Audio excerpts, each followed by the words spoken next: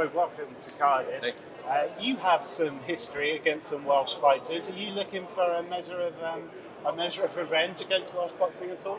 I've got to do with me and my revenge. It's about him and what he's doing. He on his way up now, and you got to kill this guy to get where he's going. So if you don't get this guy away, you don't get where you're going. So nothing to do with me. It's about where he's going now. My day, I did what I did. My day is come and gone. Now it's his day. So it's not about what I have to do. I don't put mine nowhere into that. It's all about Chris. Nice to be back in the UK though. You obviously have so many fans over here. Love being back in the UK. Love seeing people. Saw you in McInerney. Hopefully I'll see Joe before I leave, so I love being here. But it's all about him right now. And how do you see the fight? Because for a lot of people, Chris is a favourite, but I think you appreciate that Liam is a very dangerous opponent. Yeah, he's a dangerous opponent because he comes to fight, and that's a good thing. But we need a dangerous opponent in order to make a statement. You can't make a statement against a guy who's nobody. So if you fight a guy that's nobody, that's not going to make a statement. Like I tell my people all the time, I tell my son, you score 40 points against a team that sucks, you ain't did nothing. Score 40 points against a team that you're not supposed to beat. Now you're doing it. So we're going to fight a guy in his hometown that we know is the number 2 guy in his hometown. That stacks the deck for us. Beat him, now you're doing something. So this is a statement already. I know you think he's the best middleweight in the UK. Is he the best? How's he rate in the world? I think the best middleweight in the world. To be honest, right now he's the best middleweight in the world. I don't see no middleweight that really has the skills, the technique, the speed, the footwork, nothing that he has. So, in my opinion, he's the best middleweight in the world right now. There's a lot of champions at the moment that the winner of this fight would be confident of going straight into it and beating. Of course, without a question. Roy, if I can, just for both of you, if you don't mind, a prediction for how the fight is going to go on Saturday. I think it's going to be a good fight for a few rounds, don't get me wrong, because Liam is going to come fight. He has his fans here, he has to come fight. So he's going to come put up a great fight, but what will determine the outcome or how soon the outcome will end will be what Chris decided to do. Whether he hits him with a good shot early, whether he wears him down, whether he decides to stay outside and not let him get nothing and discourage him. He has several ways to win, so it's on him. Chris, I know you've said stoppage. I mean, that's the fun thing about this fight. As Roy said, there's so many ways that I can take this fight. There's so many routes to victory. And wherever I choose to take it, I will have the advantage. So you guys just got to tune in to find out how I'm going to take this guy out. Just one more from me. Was it a wise move from Liam to get Adam involved in this fight? Is that a better way for him to get him insight into fighting Chris Eubank? Makes absolutely no difference. You don't see Adam having any strategies from your past with him? None at all. Fair enough. Thank you very much, Chris, and best of luck on Saturday. Pleasure. Thank you. We could go, yeah? Yeah. This is Kieran Gibbons for Seconds Out. Chris, do you wish you'd teamed up with Roy earlier in your career? Who knows what could have been, but life, boxing is not like that, Everything happens for a reason. I'm happy to have him now, and we're here, we're doing it. What are the main areas you think Roy has improved your game? The mental aspect of the game. How I think about training, how I think about my preparation, how I think about things during a fight. Much more focused on the mental aspect of things now. And why do you think Liam Williams seems to dislike you so much? You'd have to ask him. And is there any animosity from your point of view? Animosity, yes. He said some things that are unforgivable over the last year.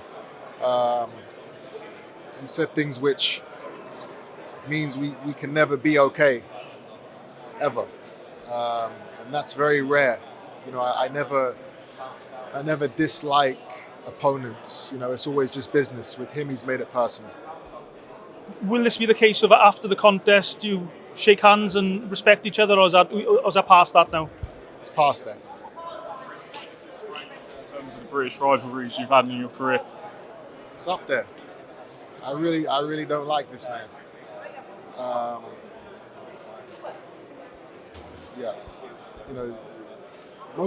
Pretty much all my fights, no one said the things he said.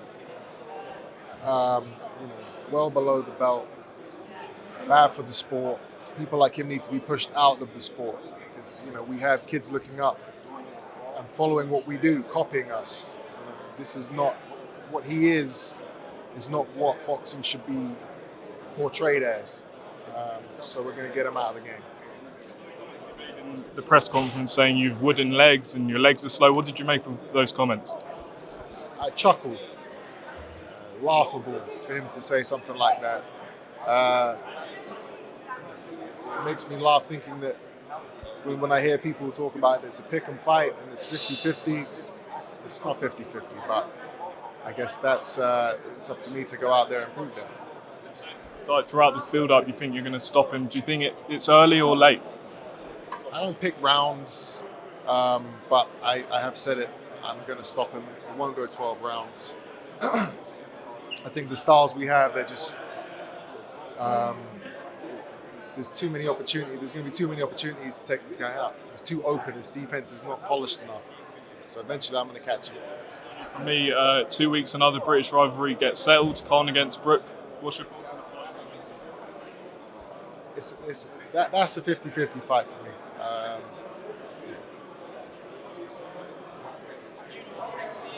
Provided Saturday goes to plan, Roy said to me, you want Triple G still. Is that the plan for that Golovkin fight? Yeah, that's the plan. It's been the plan for years. But it's tough to pin him down. But yes, world titles, big names. Triple G is the number one name on my list. So we're going to do everything we can to get him.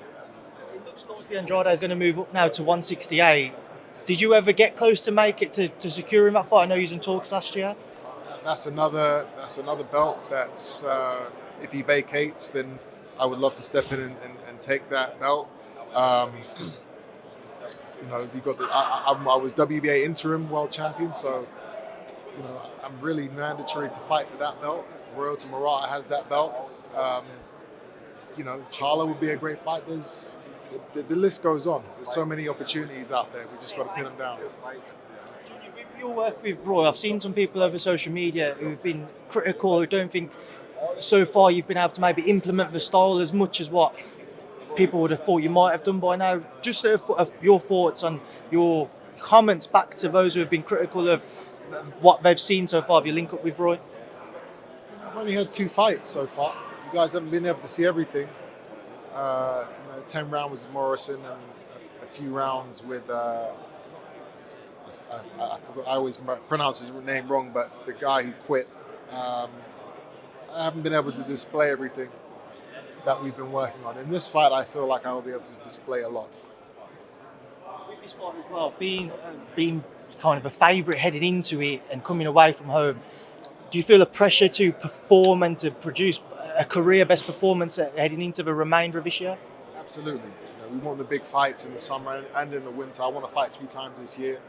So we've got to make a statement. We've got to put ourselves in the minds of the people and the boxing world that this guy needs to fight for a world title.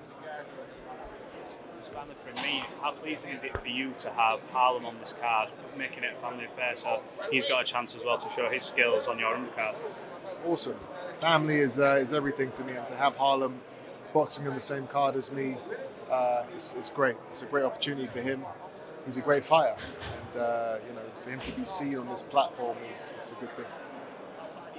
Well, he's had opportunities and he's done really well on the undercard of the Golden Contract, and now he's got this big stage as well. He obviously wants to follow in your footsteps. Said a lot of nice things about you with his inspirations going to boxing.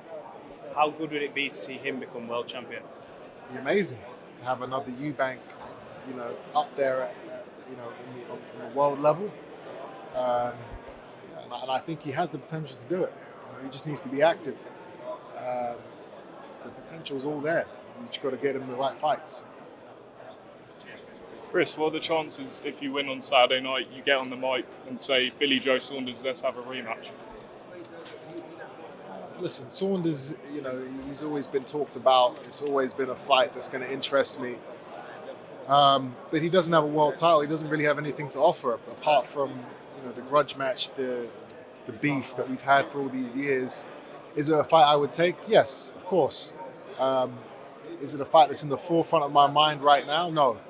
But anything can happen. Who knows? Maybe the fight could happen this year. We'll see. Chris, for most of your career, your dad has been at your shoulder in all the press conferences, sometimes even in the ring, dressed in a suit.